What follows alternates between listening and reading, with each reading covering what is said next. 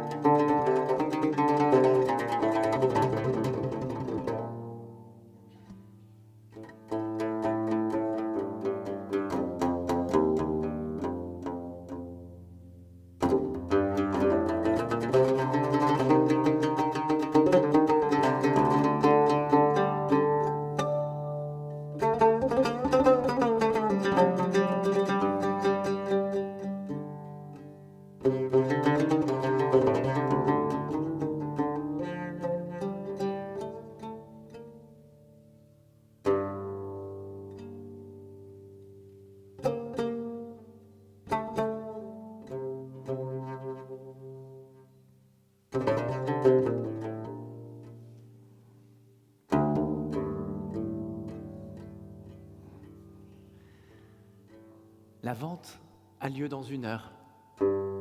Et ni elle ni lui n'ont le projet de la dénoncer in extremis. Il tourne la clé dans la serrure, attire un peu la porte à lui. Il sait le geste par cœur, il l'a fait 1000 fois, 10 000 fois. Son poignet pivote, la porte cède. Pour la dernière fois, il est chez lui, dans l'appartement où il a vécu pendant 10 ans, où il a continué de venir séjourner de nombreuses fois les 10 années suivantes, même s'il n'habitait plus Paris. Cet appartement qui est sans aucun doute, à bien y réfléchir, le lieu où il a vécu le plus d'heures cumulées depuis sa naissance. Probablement les 38 mètres carrés de croûte terrestre, si l'on peut dire, en tout cas les 38 mètres carrés de plancher qu'il connaît le mieux. Sans conteste, le morceau de monde qu'au cours de sa vie, il a le plus arpenté, reconnu, pratiqué. Il regarde sa montre, il lui reste moins de 20 minutes. Le rendez-vous est confirmé, les papiers en ordre. Dans 1 heure, ils seront tous ensemble devant les actes assignés. La vente sera conclue. Il remettra définitivement les 3 jeux de clés aux acheteurs. Un couple à peine plus âgé qu'elle et lui l'étaient il y a 20 ans. Un couple qui accourra probablement sitôt les trousseaux récupérés et dans moins de 2 heures se tiendra là, entre ces murs, au milieu de cet appartement devenu le sien. Il réunira dès ce soir des amis dans ce salon, devant ses fenêtres. Il marche jusqu'à l'étroite cuisine, dépose ses clés sur le plan de travail blanc. Les lames de métal font sur le panneau mélaminé exactement le bruit qu'il a anticipé. On pourrait en dire autant de chaque surface alentour, de chaque centimètre carré de matière avec lequel il déciderait d'entrer en contact autour de lui. Il sait quelles lattes du parquet grincent, quelles autres au contraire sont fermes et vous soutiennent sans broncher. C'est entre ces murs qu'il a passé la moitié de sa vie. Entre ces murs que tout son être a encaissé le doublement de son âge depuis ses 20 ans. Entre ces murs, pour l'essentiel, que cela s'est passé, le vieillissement de son corps et sans doute de ses pensées. Il pense à ce mot « mûrir », à sa merveilleuse faculté de charger l'âge de promesses et de bienfaits. Il a mûri, si on veut.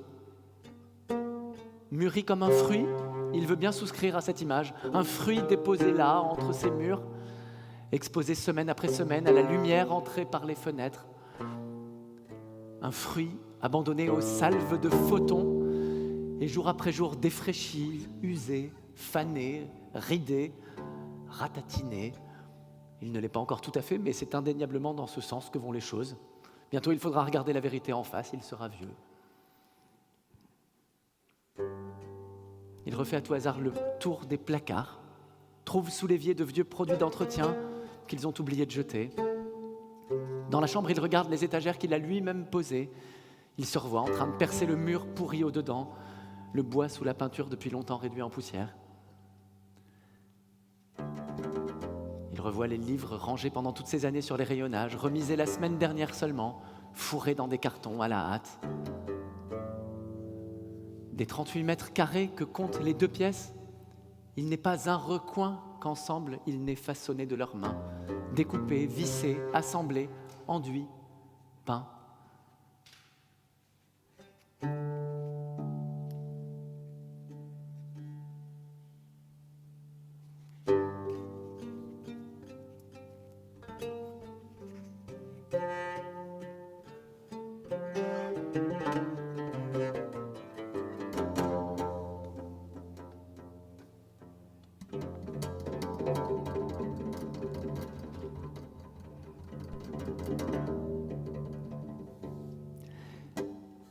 J'ai eu des voisins qui criaient en faisant l'amour. Je veux dire qui criaient si fort qu'on les entendait dès le hall de l'immeuble, 5 étages plus bas.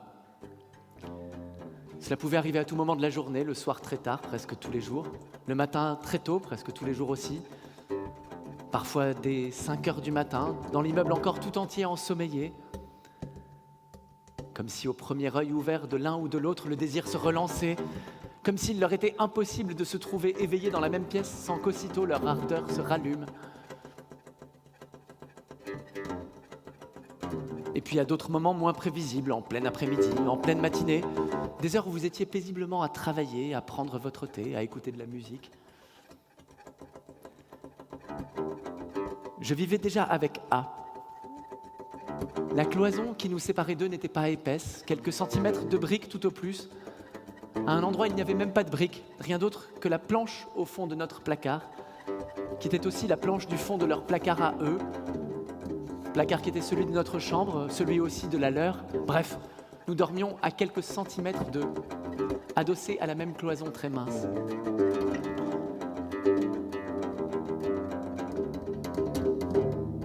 J'ai utilisé le mot crier, mais il est injuste. Crier, c'est banal, c'est cliché. Ça fait blague, ça fait mauvais film X. Non, il ne criait pas de cette façon, il criait de joie. Il faudrait trouver un autre mot que crier. Jubiler, exulter. J'ai eu pendant des années des voisins qui exultaient en faisant l'amour, voilà. Avec le temps, je suis devenu expert en détection de signes avant-coureurs. Ça commençait toujours par un rire sorti de sa bouche à elle. Un rire isolé, en cascade, qu'on ne pouvait encore attacher à rien de sexuel. Et puis d'autres rires venaient. On avait l'impression d'une parade, d'un jeu d'oiseaux qui se poursuivent, se tournent autour, se cherchent, s'agacent. Jusqu'à un cri beaucoup plus fort, qui était le vrai début de tout. Un cri d'un volume jamais entendu dans tout l'immeuble. Très haut perché, très long, une stridulation. À partir de là, tout démarrait vraiment. Que se passait-il exactement de l'autre côté du mur ? On était forcé d'imaginer.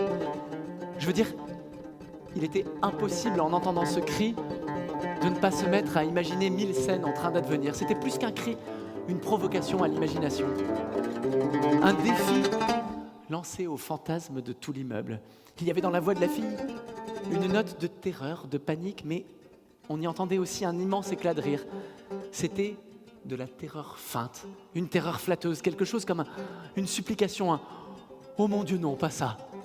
mais qui suppliait en s'étranglant de rire. Alors commençait la poursuite. J'arrêtais net ma lecture, comment aurais-je pu la continuer ? Je suspendais séance tenante toute activité, tout geste, je tendais l'oreille, j'écoutais. Le cri recommençait, se répercutait. Était-ce un cri qui réclamait qu'on accourt ? Un cri qui suppliait qu'on fasse grâce ? On les entendait courir tous les deux d'un bout à l'autre du petit 2 pièces, exactement symétrique au nôtre. Le parquet grinçait, les talons tapaient contre les lattes. On avait l'impression d'un grand paon qui poursuivait sa femelle en faisant la roue, en rebondissant sur les tables, en bousculant les meubles. Ou d'un gros matou qui avait juré maintes fois de croquer sa poulette et qui venait de décider que c'était là, maintenant, tout de suite. Est-ce ma mémoire qui en rajoute ? Il me semble qu'on l'entendait par instants rugir. Pousser en sautant de grands rugissements, faits pour rendre l'assaut plus terrifiant encore.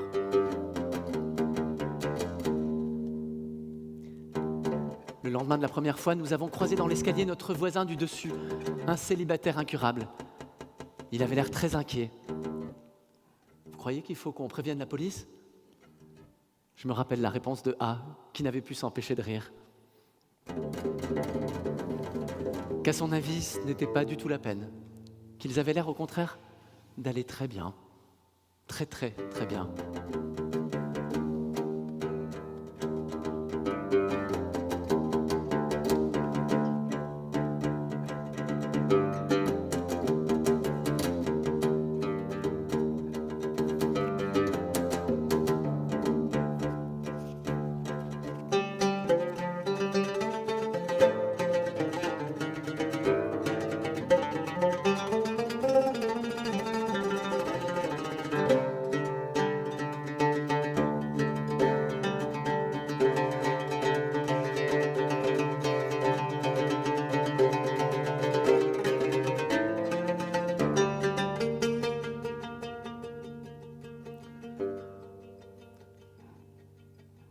S'il regarde l'angle de ce mur, il peut se revoir avec un ami en train de poser la poutre qui se cache sous l'enduit et la peinture.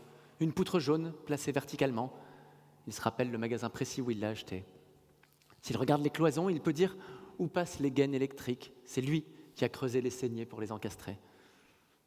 S'il regarde le plafond, il peut revoir A debout sur son escabeau jusqu'à minuit, rouleau de peinture à la main, tenue de travail et visage constellé d'éclats blancs.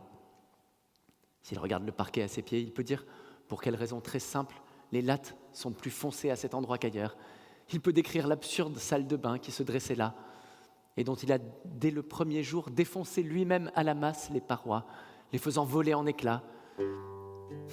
Il pensait y passer la journée, mais en une demi-heure, tout était en miettes.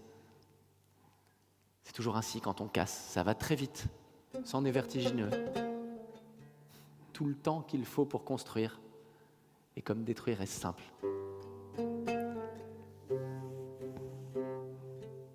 Il est debout dans le salon, la pièce qu'il a toujours préférée, la plus grande, la plus belle. Il regarde les rideaux immobiles, le ciel immobile. Dehors, c'est une belle journée d'été, plus ou moins la même que la première fois où ils sont entrés là et ont vu le soleil qui s'engouffrait à flots par les fenêtres, il y a 20 ans.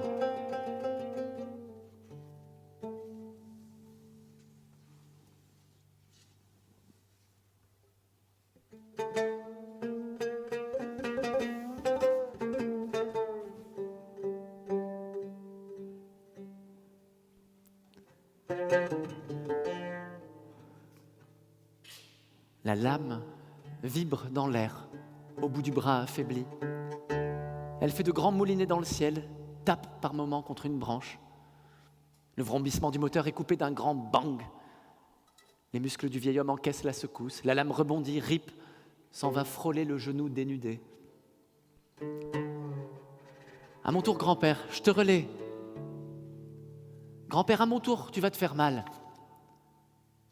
Les dents de métal repartent de plus belle, cherchent à nouveau la matière à mâcher, affamés, pressés de mordre. Il l'appelle grand-père pour faire comme ses enfants. C'est un surnom que le vieil homme a toujours aimé. Nom de Dieu, il y a 40 ans que je m'en sers de ce machin. Tu vas quand même pas m'apprendre comment ça marche. Il y a 10 minutes, le vieil homme était là-haut, sur la terrasse. Il fumait en regardant la mer. Il allait et venait entre la table de la cuisine et la vue sur la baie. Il ne se rappelait pas qu'il y avait un talus en contrebas, encore moins que le talus lui appartenait, que pendant des années, il avait mis le plus grand soin à l'entretenir, à y planter hortensia et rhododendron, à les défendre contre la forêt d'ajoncs qui désormais l'envahit sans partage, plus dense, plus touffu que jamais. C'est le jeune qui a voulu l'aider. C'est le jeune qui bêtement a dit « Puisque je suis là et que j'ai du temps ». Il a demandé où était le taille-haie. Il a suivi le vieil homme jusque dans l'atelier, a soulevé l'engin de l'étagère où il était posé, remis de l'essence dedans, tiré un peu sur la ficelle du lanceur pour vérifier qu'elle coulissait normalement.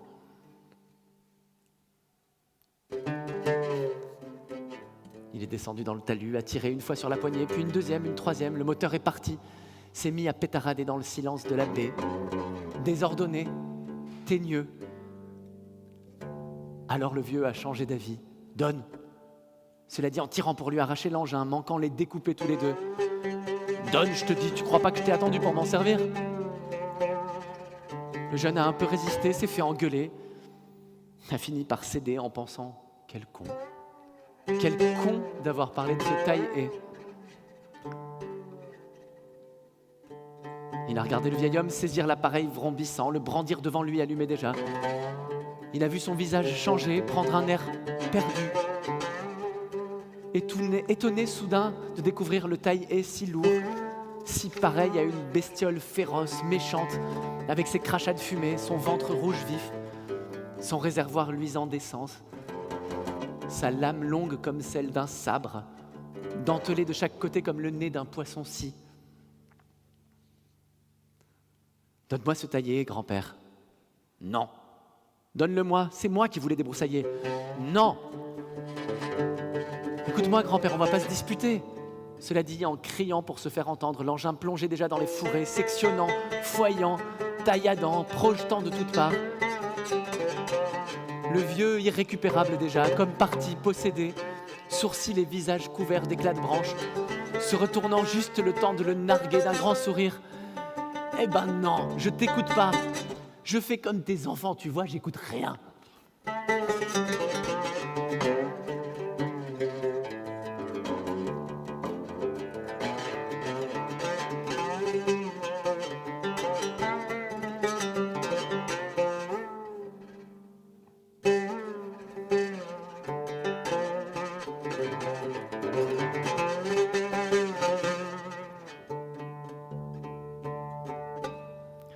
La veille, ils ont passé une belle journée, déjeuné vers 16h, d'araignées de mer, cuisinées par la fille du vieil homme.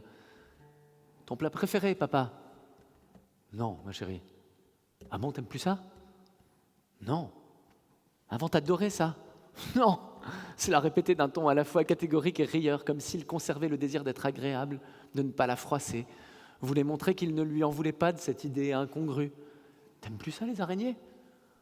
Riant cette fois d'un air tendre, indulgent, comme s'il la connaissait par cœur, la savait capable parfois de ses fourvoiements, l'aimait aussi pour ces moments où elle se méprenait totalement.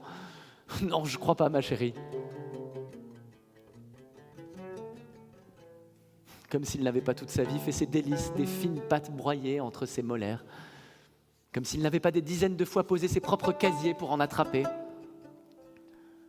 retournant la bestiole crustacée dans son assiette comme si c'était la première fois qu'il en voyait une de si près, et en restait fasciné, incapable d'éprouver le moindre appétit pour ce machin énorme, inerte, débordant de toutes parts de l'assiette, hérissé de piquants, d'antennes, de pattes trop grandes pour avoir l'air vrai. Comme s'il ébahissait ce que personne d'autre à table ne voyait plus depuis longtemps, n'avait peut-être jamais vu.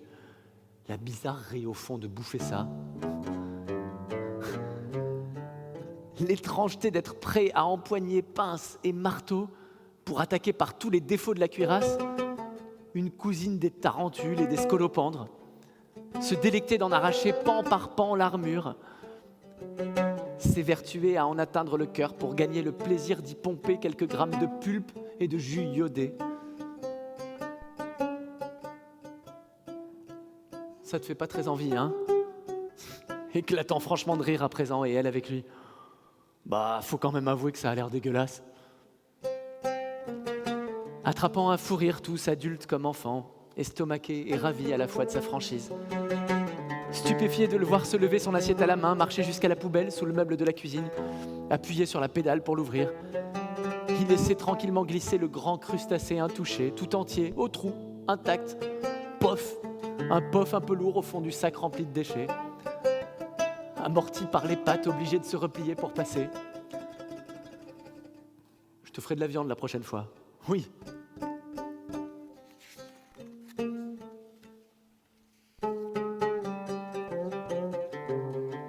Maintenant, l'eau s'est retirée loin, les voiliers au mouillage sont couchés sur le sable. Le vacarme du moteur couvre tout. La lame déchiquette tout ce qu'elle rencontre, rebondit, replonge, entaille. Le jeune a cessé de réclamer l'appareil. Il a compris que le vieux ne céderait pas. Il se tient 1 mètre au-dessous de lui dans la pente, se contente de l'assister.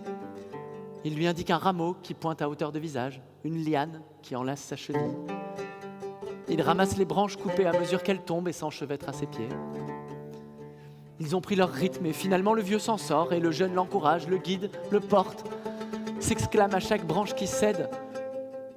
Et le vieux, porté par la voix du jeune, gagne en assurance, n'a plus que faire de l'épuisement, voudrait continuer toujours de manier l'engin parmi les fourrés, être à jamais celui-là qui débroussaille, découpe, élague. Dans leur dos, la marée sera bientôt basse, la baie achève de se vider, l'eau de s'en retourner tout là-bas quelque part au milieu des flots. Demain, après-demain, il y aura d'autres marées. Peut-être un jour, d'autres silhouettes pareilles aux leurs seront là, dans la pente, à défendre le talus contre les ajoncs. Où tout le monde se foutra bien que les ajoncs prolifèrent et le talus sera repris. Où un lotissement s'élèvera là et des nouveaux venus à la terrasse de logements flambant neufs regarderont la mer sans seulement savoir qu'autrefois des ajoncs poussaient là. Tout aura disparu, jusqu'au souvenir des ajoncs. En attendant, ce sont eux qui sont là, dans la pente. Leurs silhouettes se démènent dans le matin, les maigres guiboles luttent, le front transpire, le t-shirt s'auréole de gris sombre, les bras bataillent dans les fourrés, cisaillent dans la masse d'épines et de branches, font voler tout ce qu'ils peuvent de monde en éclats. Tout le corps fatigue, mais c'est comme s'il exultait aussi, savourait, défiait beaucoup plus que les ajoncs en un dernier baroud. L'appareil s'arrête. Le vacarme, d'un coup, se tait. Tous les muscles du vieux tremblent. Oh putain! Ils sont tous les deux sur les fesses dans la pente. Le vieux essaie de rire encore, mais son sang bat à tout rompre. La panique qui vient de le traverser se diffuse dans toutes les terminaisons du corps, le tétanise, le cloue. Le vieux est tombé, a glissé dans le talus avec l'engin. Le jeune a essayé de le rattraper, est tombé à son tour. Le taillé a volé dans l'air, rebondit sur eux, sans que la lame les touche. Ils n'ont rien. Oh putain, quelle aventure! Il se marre comme il peut, se marre d'un air de dire au jeune « T'as vu ce coup de bol ?» Tous les deux, ils regardent l'engin inerte, éteint, toute méchanceté ravalée, retourner se nicher dans l'énigme du moteur coupé. Plus rien qu'un bloc dérisoire de plastique et de métal. Il rit. « Putain, grand-père, t'as failli nous tuer !» Il rit plus fort, c'est tout leur corps qui a besoin de se délier. D'en haut, peut-être la fille les voit, cul dans la pente, tous les deux, assis l'un près de l'autre, tout à fait comme s'ils regardaient la mer le temps d'une pause. Ce qui n'est pas faux, ils la regardent, la mer. Il se serre. « On l'a eu !» Il crie presque à présent. « Nom de Dieu, on l'a eu !» Le jeune se demande quoi. Le massif d'ajoncs, le talus, le taille-haie, la preuve qu'ils sont toujours vivants et ne se laisseront pas abattre de sitôt. « On l'a eu, ce foutu machin !» dit encore une fois le vieux en agitant le bras en direction du coin de talus d'où ils ont glissé. Et puis le silence revient, C'est l'heure de déjeuner déjà. Le jeune ramasse le taille-haie roulé en contrebas. Il l'examine un peu cabossé, les poussettes. Libère un bout de branche pris dans la lame. Et tous les deux, ils remontent.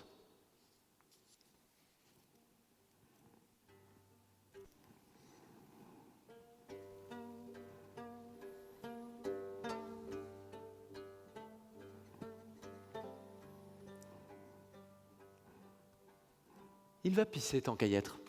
L'occasion de dire au revoir à la salle de bain. Cette minuscule salle de bain qu'ils avaient voulu réduite au strict nécessaire pour rogner le moins possible sur le salon. Dernier jet sur la cuvette, une belle cuvette, ils avaient bien choisi. Belle cuvette et beau carreau turquoise au mur, beau lavabo, élégant, discret, dans lequel ils se lavent machinalement les mains une dernière fois, en repensant à toutes les douches qu'ils ont prises là, ensemble, toutes les sorties de douche où ils ont été nus, tous les deux dans cette pièce étroite, avec toujours en bruit de fond la soufflerie de l'extracteur d'air. Il le fallait pour l'humidité, mais quelle plaie. Par terre, il reste quelques rognures d'ongles, quelques cheveux, leurs cheveux, les cheveux d'amis et d'amis passés là, au cours des dernières semaines, des derniers mois. Ils regardent la bonde de la douche qu'ils n'ont eu ni le temps ni l'envie de vider une dernière fois avant de partir. Les jeunes acquéreurs auront tout le loisir de s'en charger. Ils pensent à toutes les fois où, de passage dans cet appartement, où ils ne venaient plus qu'épisodiquement l'un et l'autre, la plupart du temps séparés, il a nettoyé cette bonde. À ce qu'il ressentait chaque fois qu'il désencastrait le siphon pour le vider, plonger les doigts entre les rainures en plastique, pour en chasser le mieux qu'il pouvait cette matière molle, grise, gluante, mélange de cheveux, de poils, de résidus de savon et de fluides corporels divers, agglutinés à la pelote. Un évident dégoût à recueillir dans sa paume la boule de fibres gélatineuses pour la glisser dans la poubelle.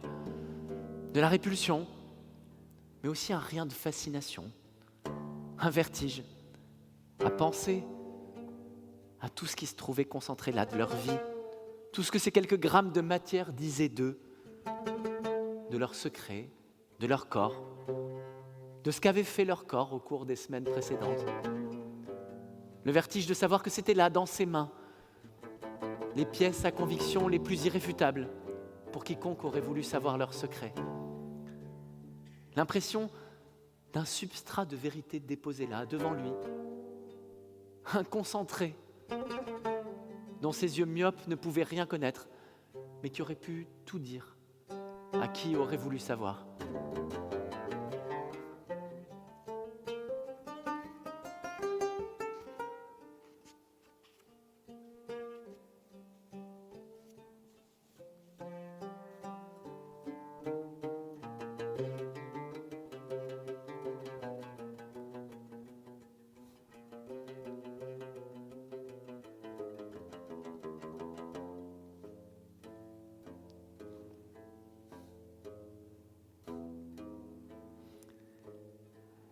J'ai rencontré Balzac il y a peut-être 15 ans, à une quarantaine de kilomètres de Paris, dans l'unique café de Meulan-Paradis, à une époque où je m'y rendais pour une raison que je peux bien dire maintenant, tout ce temps après, tout sentiment de culpabilité évanoui, remplacé au contraire par de la curiosité, de l'amusement presque, à me rappeler ma présence dans cette petite ville pavillonnaire où rien n'aurait dû me conduire, quelque part entre Mantes-la-Jolie et Conflans-Sainte-Honorine.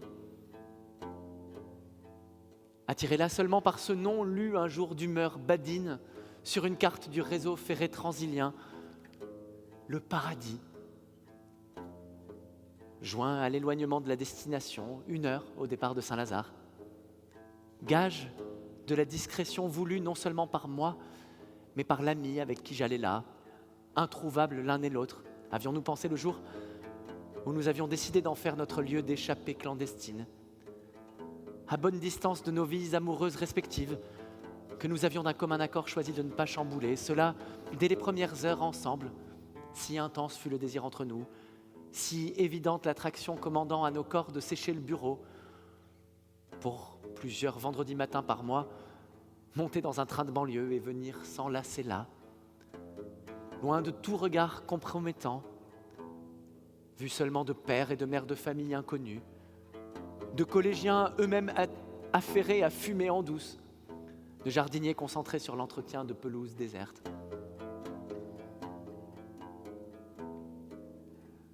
Balzac. C'est sans doute ce nom qui me fit remarquer cet après-midi-là la présence de l'homme à lunettes, assis à une table du fond, un peu en retrait du comptoir, où, après une matinée à arpenter les rues, nous venions de nous installer, Maureen et moi. Nos demi de bière encore intouchées devant nous, les gouttelettes de condensation intactes sur la paroi glacée des verres. L'onde de curiosité soulevée par notre entrée dans le café encore palpable. L'air saturé de regards masculins braqués vers Maureen, dont j'avais très physiquement pu sentir que l'apparition provoquait à toutes les tables un suspens, forçant les conversations à s'interrompre, aimantant mécaniquement les regards, les obligeant à se tourner vers elle pour le temps de son déplacement jusqu'au comptoir, la déshabiller sans vergogne.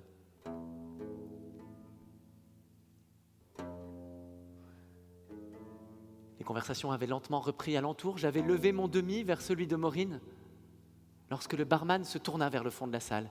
« Balzac, je te remets la même chose ?» Cela moins comme une question que comme une affirmation, l'anticipation d'une réponse qui ne faisait aucun doute. Pour autant que je me remémore les traits du Balzac écrivain, je le vois plutôt fort, marqué d'un embonpoint certain, moustachu, sans que je puisse dire pourtant d'où me vient cette image, de quelle sédimentation de gravure ou de photo elle est faite, ni même dans quelle mesure cet embonpoint supposé n'est pas largement la conséquence d'une autre énormité, celle de la comédie humaine, les proportions de l'œuvre inconsciemment transférées à la silhouette de son auteur, la proéminence du livre devenue celle de Balzac lui-même. Au contraire, le Balzac du paradis était sec, la soixantaine sévère, visage anguleux, lunettes portées au bout du nez, en presbyte qui peine à déchiffrer le journal, mais dont les yeux de loin vous cinglent. Il était occupé à lire Le Parisien et semblait ne rien remarquer de ce qui se passait autour de lui. N'avoir pas même noté la présence de Maureen ni la mienne. Pour répondre au barman, il se contenta d'un mot. « Allez !»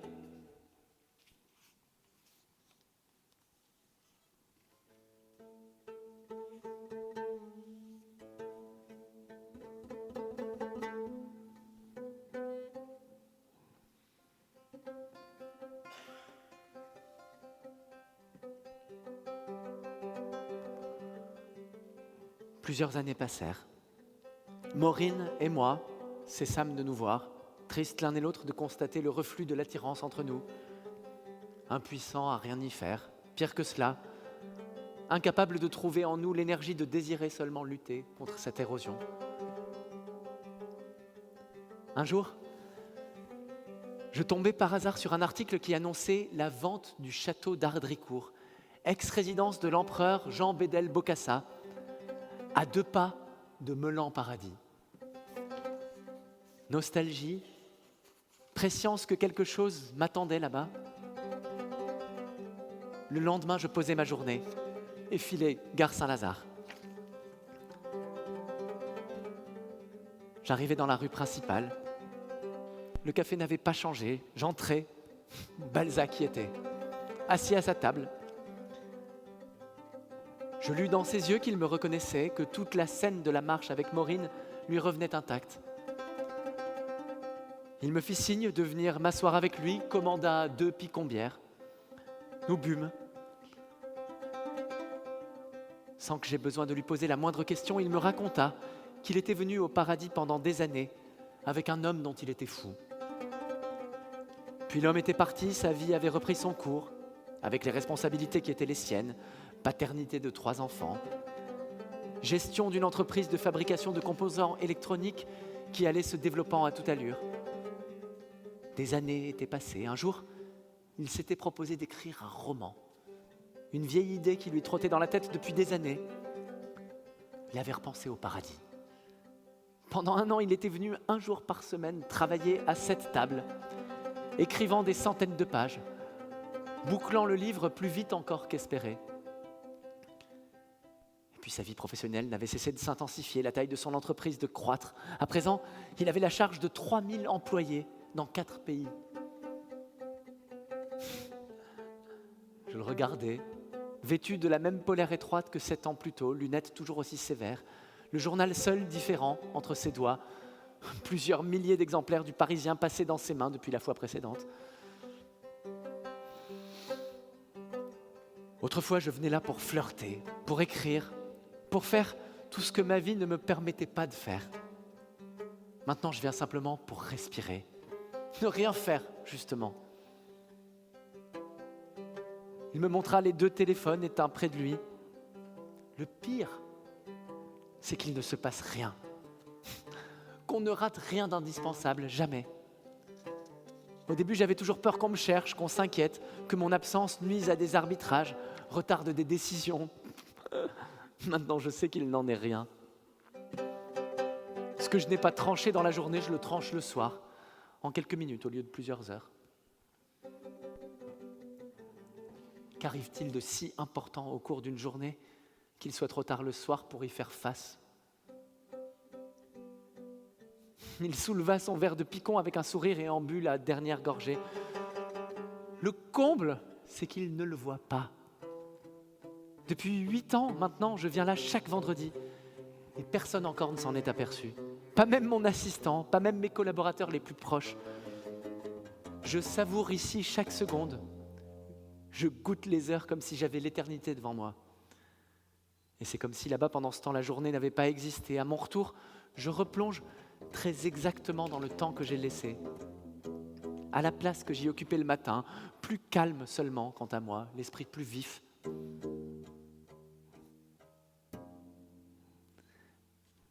Je bois autant, cher ami, autant et à son élasticité, à ses galeries secrètes et ses doubles fonds, sans lesquels on pourrait tout de même vivre, bien sûr, mais pas si bien. Plusieurs années passèrent encore. Je tombais amoureux, j'eus des enfants. Je m'en allais vivre en famille dans une petite ville du sud où un nouveau travail appelait ma compagne. Arrivés sur place, nous visitâmes une maison qui nous plut immédiatement, non loin du centre, avec à l'arrière un petit jardin où poussaient des roses blanches. Ce ne fut qu'au moment de signer le bail, la plus jeune de mes filles jouant dans mes jambes, que je lus vraiment l'adresse qui allait devenir la nôtre. Rue Balzac. Je sentis un frémissement me parcourir. Revis pêle-mêle Maureen serrée contre moi, les terrains de foot déserts, la forêt de hêtres, et bien sûr, Balzac. Balzac et son verre levé, son toast au temps et à ses chemins secrets. Je dissimulai mon trouble et signai le contrat. Nous bûmes une bière avec le propriétaire, puis il partit. J'allai m'asseoir dans le jardin. Le sang me battit quelques minutes encore aux tempes, et puis tout se calma. Je respirais l'air, savourais le calme de l'endroit. Un bon endroit, me dis-je, en repensant à Balzac et à ses escapades hors du temps. Et je levai ma bière à sa santé.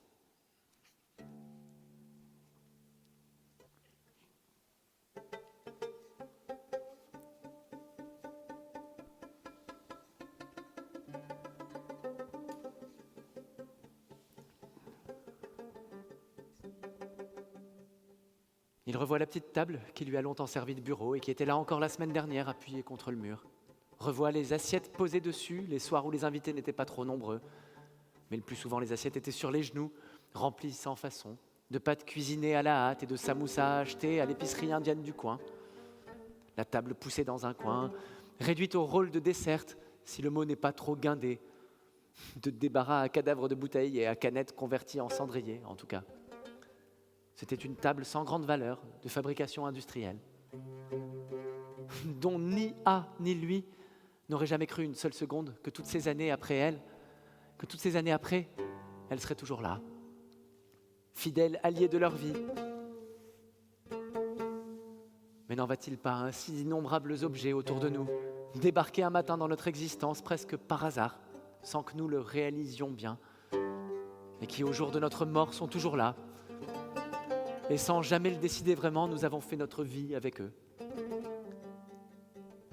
La table était ces dernières années recouverte d'un tissu en batik bleu rapporté de leur vie dans un pays étranger. Il ne sait plus quel tissu l'habillait avant. Il la revoit seulement couverte, à quelques occasions, d'une serviette de bain propre, déplacée au milieu du salon pour autoriser une circulation plus libre alentour. Leur premier enfant allongé dessus.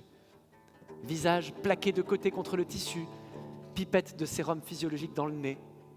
Un petit homme aux bras secs penché sur lui, main sur son thorax pour le soulager mécaniquement des bronchiolites qu'il rapportait à intervalles réguliers de la crèche. Quelques pressions sur le thorax et le trop-plein de morve remontait miraculeusement. S'écouler des narines comme un liquide sorti d'un tuyau de pommade dont on aurait pressé la partie inférieure. Le kiné l'essuyait du revers d'un mouchoir en papier et l'enfant à nouveau respirait. Le kiné rangeait ses pipettes et ses gants dans une valisette et il le regardait repartir vers d'autres domiciles, s'en aller expectorer la morve d'autres nourrissons malades.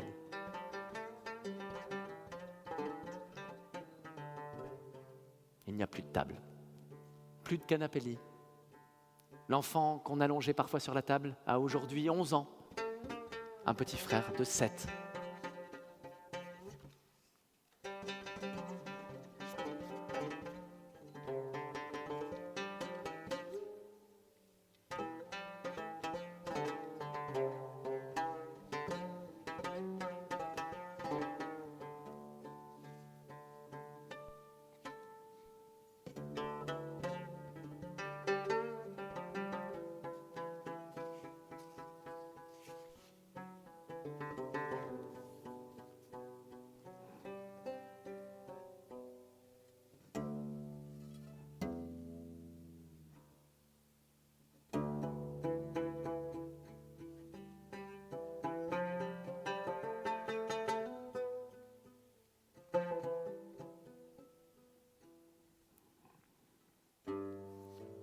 Pendant une semaine, elle est restée seule avec les filles.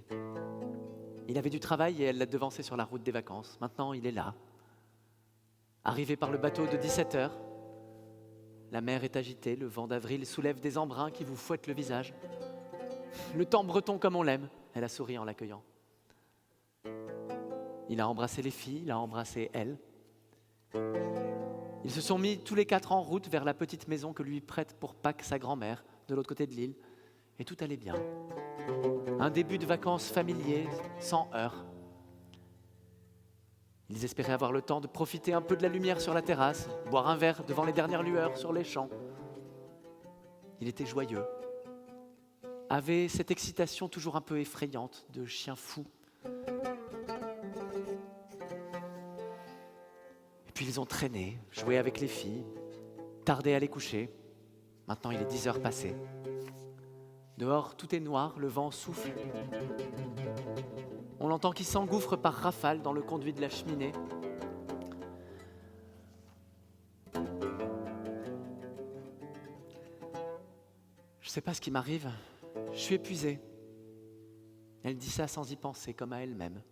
Elle le dit tout haut. Des mots qui lui échappent, qu'elle laisse échapper, plus ou moins volontairement. Plutôt involontairement. À peine les maudits, elle les regrette, elle sent qu'il se raidit, comme il se raidit toujours les fois où elle dit ça. Pas tout à fait involontairement non plus.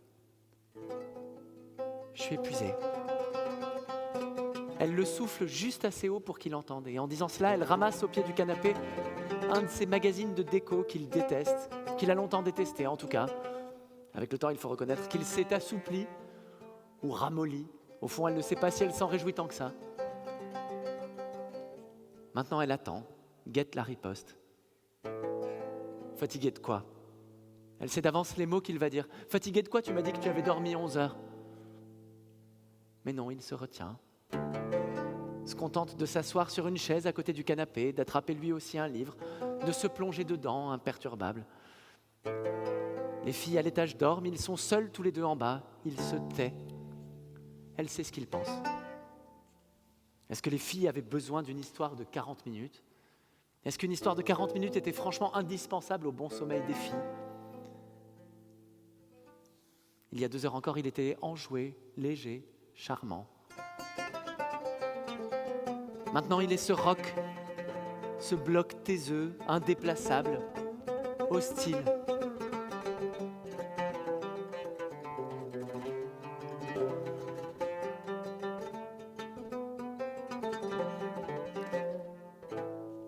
T'es pas fatigué par le voyage ? Ces mots résonnent dans la pièce, elle peut les entendre qui volent comme des chauves-souris entre les murs, font flap, flap dans le silence, velus, énormes. Il lève une seconde les yeux de son livre, les laisse retomber sur la page. Franchement, non. Un non ferme, sans appel. Pas fatigué du tout. Il pose son livre et se lève comme s'il voulait prouver son énergie, parcourt du regard la tranche des volumes posés sur l'étagère. T'as envie qu'on fasse quoi ? Il reste plusieurs secondes sans répondre, continue de regarder les livres sur l'étagère. Toi, tu veux qu'on fasse quoi ? Elle hausse les épaules. Ça m'est égal, tout me va. Il s'agace. Dis ? Elle le regarde, froncé, hostile, venu jeter toute cette noirceur au milieu de ses vacances. Elle songe combien tout était plus simple avant qu'il arrive. Dis ? C'est toujours moi qui choisis. Elle n'a pas envie de choisir. Elle n'a envie de rien. Tu veux qu'on regarde un film ? Il secoue la tête. Tu veux qu'on fasse l'amour ? Elle le dit avec un peu d'hésitation, elle prend le risque. Il ricane. Présenté comme ça, j'en meurs d'envie. Elle le déteste. Tu veux ou pas ? Il rit d'un rire vache. On dirait que tu me proposes d'aller faire les courses. Va te faire foutre. Ils sont là, tous les deux, à quelques mètres seulement l'un de l'autre. Pendant la semaine, elle a rêvé plusieurs fois qu'ils faisaient l'amour. Elle le lui a dit au téléphone. Maintenant, ils sont l'un en face de l'autre. Et les 2 mètres qui les séparent sont un gouffre. Elle essaie de tendre la main. Encore. C'est toujours elle qui tend la main.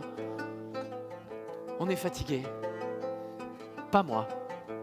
Toi aussi, t'es crevé, ça se voit. Je te dis que non.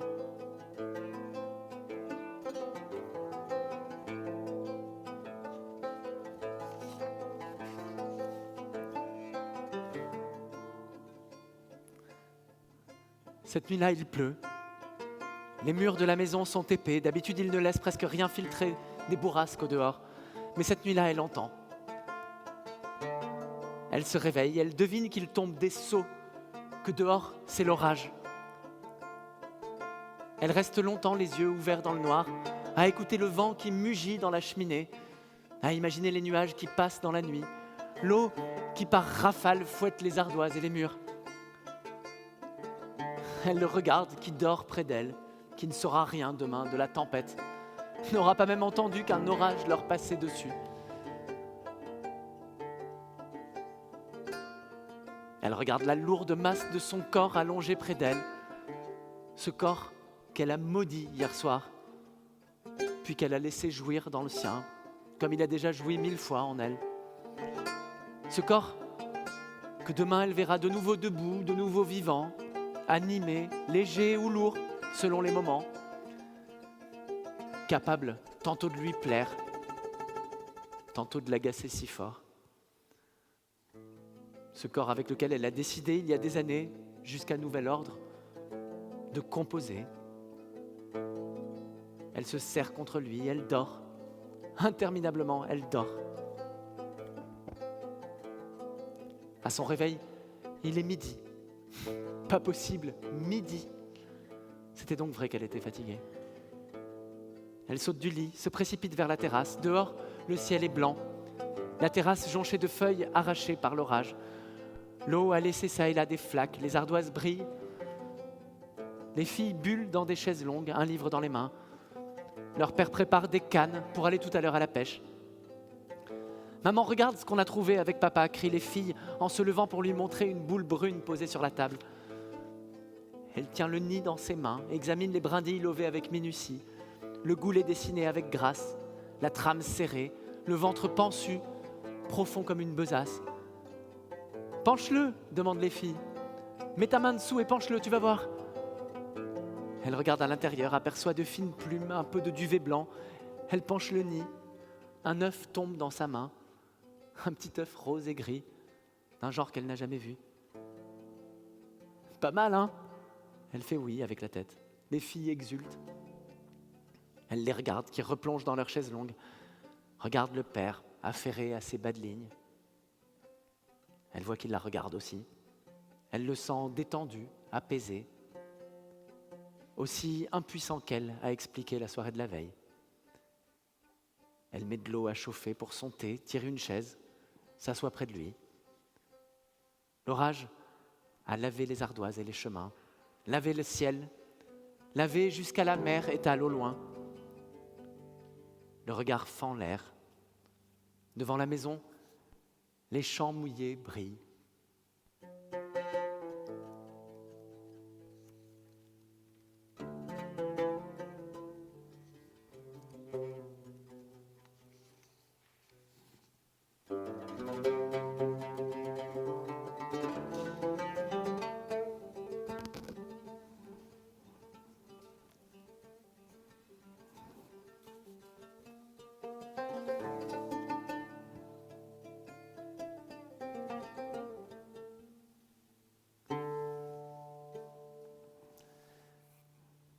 Elle s'est assise contre le mur pour raconter.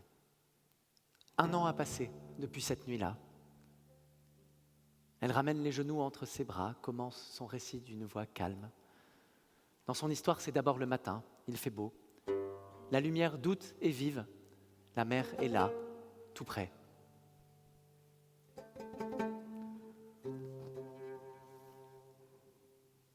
La voiture descend dans l'odeur des pins. J'entends les graviers qui crissent sous les pneus. J'aperçois l'eau qui scintille à travers les aiguilles des pins en contrebas. J'entrevois la maison suspendue au-dessus de la mer. Et pour la première fois depuis des mois, je sens que je respire mieux. Qu'enfin commence à dégeler le bloc de tristesse qui, depuis l'accident, m'écrase, m'anéantit, me vide. J'ai réservé presque par hasard, au dernier moment, une annonce qui venait d'être mise en ligne et que par chance j'ai vue à temps.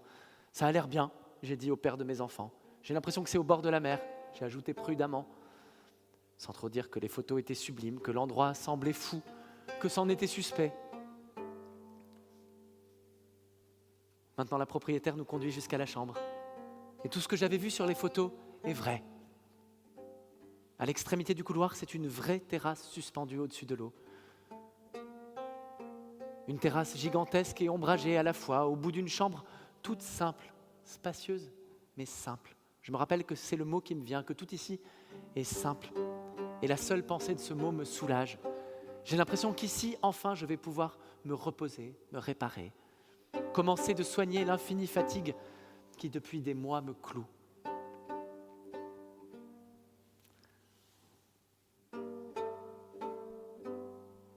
Je regarde la vue, je regarde la mer devant moi qui s'étend à l'infini, le soleil qui rebondit sur l'eau. Je pense que toute la journée, je vais pouvoir être là, devant cette mer, dans cette lumière. Je devine la joie que je vais éprouver là. Je fais plus que la deviner, je la sens déjà qui me soulève, qui m'emplit, qui revient. J'en suis bouleversé. Il y avait si longtemps qu'elle n'était plus là. Il me semblait si impossible qu'elle revienne jamais.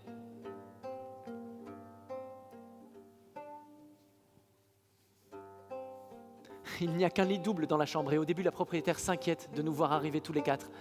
Elle dit « C'est petit, vous savez, vous êtes sûr que ça ira ?» Nous montons un lit de camp, tirons jusque dans la chambre un des transats de la terrasse et tous les 4, nous nous serrons là, dans la même pièce. Les jours et les nuits passent et je constate qu'à aucun moment je ne me sens à l'étroit. Au contraire, je voudrais que toujours la vie ressemble à ça, que toujours les nuits et les journées se passent dans cet entassement des corps, cette promiscuité, la masse chaude de mes enfants contre moi, la masse de mon homme endormi là, tout proche, pas collé contre moi, mais proche. Le matin, j'ouvre les yeux et le plus souvent, le soleil est déjà haut, la chaleur entre dans la chambre par les baies restées ouvertes. Je m'assois sur la terrasse et chaque matin, la mer est là. C'est la même féerie, elle n'a pas bougé, elle est restée pendant la nuit. Et je retrouve son bleu immense. Je peux recommencer de m'en éblouir les yeux, je peux rester jusqu'au soir si je veux, dans la lumière de son étendue, de son calme, à m'émerveiller que chaque matin la magie recommence, qu'à jamais tout ce bleu me soit offert, avec ce soleil dessus.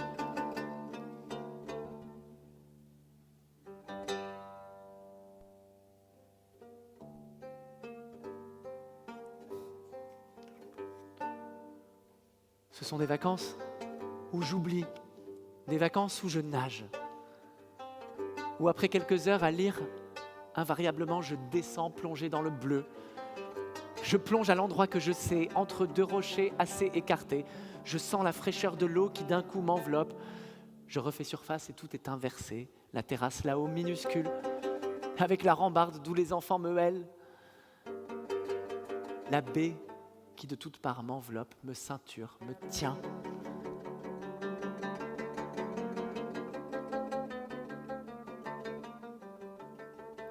Je nage une demi-heure, une heure. De toutes ces vacances, je n'ai presque que des souvenirs de chaleur, de soleil aveuglant, d'eau transpercée par les rayons de l'après-midi. Parfois seulement, le soir, passé minuit, les enfants couchés, je tire une chaise tout près de la rambarde et je m'assieds dans l'obscurité. Dans mon souvenir, nous sommes seuls dans la baie. Nulle part alentour, il n'y a d'autre habitation. Pas de restaurant, pas de cabanon, pas même de bateau au large. Pas de lumière, pas de bruit. Le noir, les rochers qui s'enfoncent dans l'eau noire. La mer, devenue cette masse sombre, énorme, mouvante, que j'entends continuer de battre doucement en contrebas dans la nuit. La mer qui toute la journée a semblé tellement sûre, tellement accueillante, et qui maintenant est tellement noire.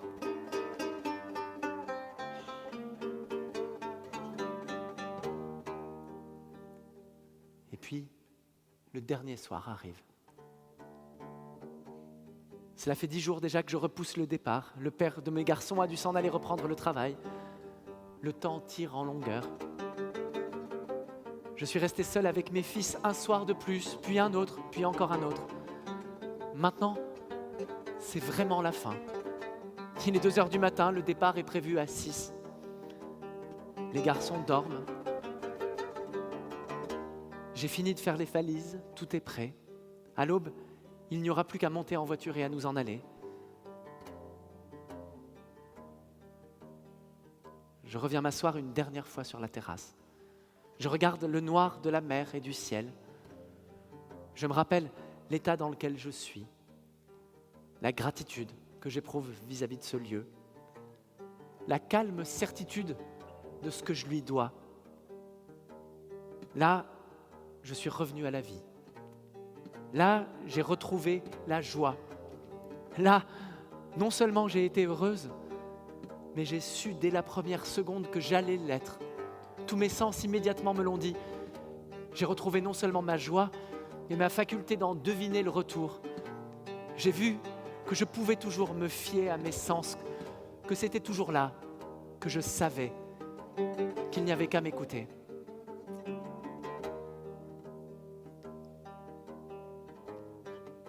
Toute la soirée, le temps est resté couvert. Il fait un noir inhabituel, un noir plus total encore que d'habitude. Il n'y a pas une étoile, pas un rayon de lune.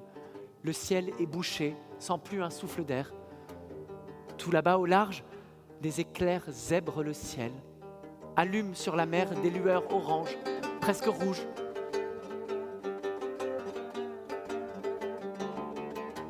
Il n'y a plus un bruit, plus un souffle. Je pense que peut-être je ne reviendrai plus jamais là, que c'est la dernière fois, que même si je reviens, ce ne sera plus jamais pareil.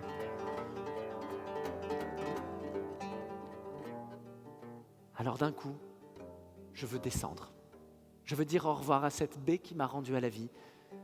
Je vérifie que les garçons dorment, que leurs corps sont bien enfoncés dans le matelas, pèsent bien dessus de tout leur poids de corps d'enfants endormis. Et je descends, habillé comme je suis, sans chaussures, sans maillot de bain, sans serviette. J'arrive en bas, je regarde l'eau silencieuse, étale, lisse comme je ne l'ai jamais vue. J'enlève mes vêtements un à un, je les dépose sur le sable près de moi. Je suis nu. Je pense aux femmes que j'ai vues offrir des libations à l'océan, dans ce pays où j'ai vécu il y a des années. Je pense aux flots de l'écaillé que j'ai regardé blanchir le flux et le reflux des vagues, se dissoudre lentement en laissant de grandes traînées blanches dans les rouleaux, à chaque seconde plus étirées, plus torsadées.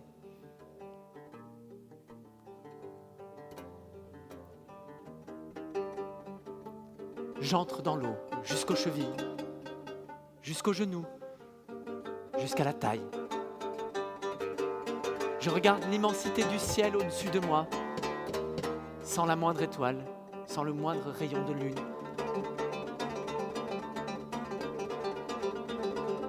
J'avance. Le liquide noir m'enveloppe. Je nage sans plus rien voir. Je suis seul au milieu de la mer immense et sombre. Je ne vois plus mes mains, plus mon corps. Il y a 3 mois, j'ai failli mourir de perdre tout mon sang.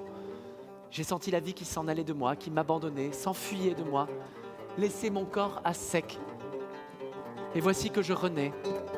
Voici que l'eau noire m'inonde à nouveau. Voici que de toutes parts, les flots me reprennent, que je refais partie du monde, que je baigne de nouveau dans le sang que j'ai failli perdre, le sang de la vie que je devais donner et qui, cette nuit-là, a failli me tuer.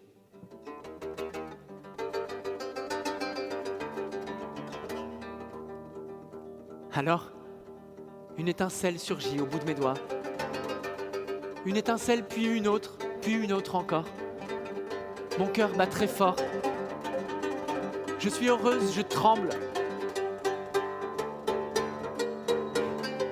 J'ai peur d'avoir mal vu, mais non, ça recommence. Maintenant, ce sont des gerbes de paillettes qui, à chaque poussée dans l'eau, me filent entre les doigts, habillent mes jambes de lumière. Je voudrais crier tant je suis émue, me pulvériser en millions d'atomes pour mieux m'unir à la mer, mieux la remercier. Le sang me bat aux tempes et dans tout le corps. Là-haut, mes enfants dorment et ne savent rien. Je voudrais dire à tout le monde le miracle, et je suis seule. La mer et moi seule savons. Folle qui croyait que l'existence ne me surprendrait plus. J'ai peur et je suis heureuse. Je suis là où je veux être. Je nage dans l'eau qui m'a ramenée à la vie. Je me sens chamane, unie à la mer toute puissante, par une nuit sans lune.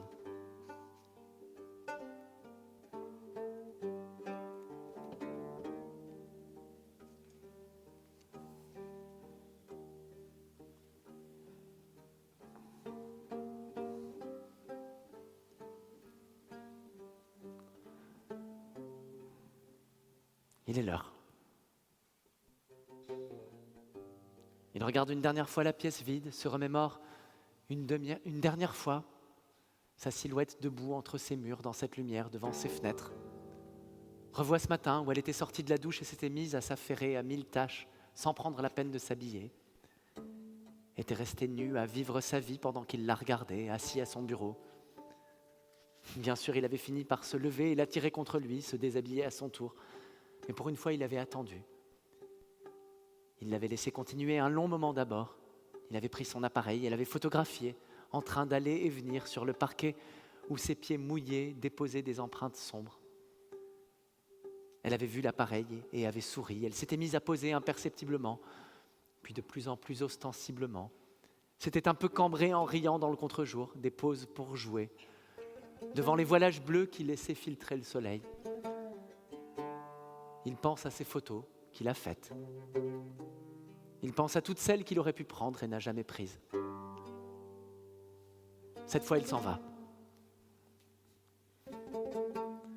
Le moment mériterait des roulements de tambour, des trémolos de violon, 3 coups comme au théâtre. Dans un mauvais film, il y aurait sans doute de la musique, la petite musique de la vie qui passe. Mais non, il n'y a rien. Tout est comme toujours. Les bruits sont les mêmes. Le silence est le même. L'immobilité des choses est la même. Il foule une dernière fois le couloir de l'entrée. Il est dehors. Ça y est, sur le palier. Il referme doucement la porte derrière lui. Donne un dernier tour de clé. Dans l'escalier, il pense au silence, là-haut, à l'intérieur de l'appartement, au calme revenu entre les murs, aux particules de poussière qui doivent remuer dans la lumière, agitées par son passage. Il pense que de tout là-haut, on doit encore entendre le bruit de ses pas dans l'escalier. Puis c'est la rue et son fracas.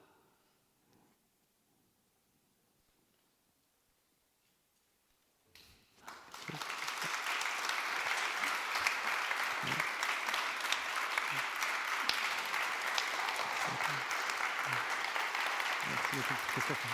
On se lève, on se lève. Merci. Merci. Merci beaucoup.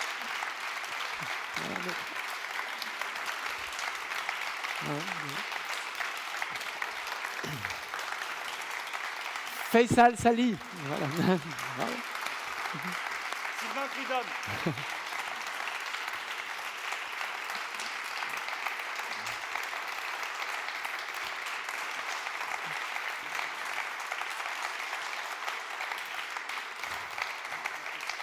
Merci infiniment à vous toutes, vous tous. Merci infiniment à Sonia, à toute l'équipe de la médiathèque qui nous a merveilleusement accueillis.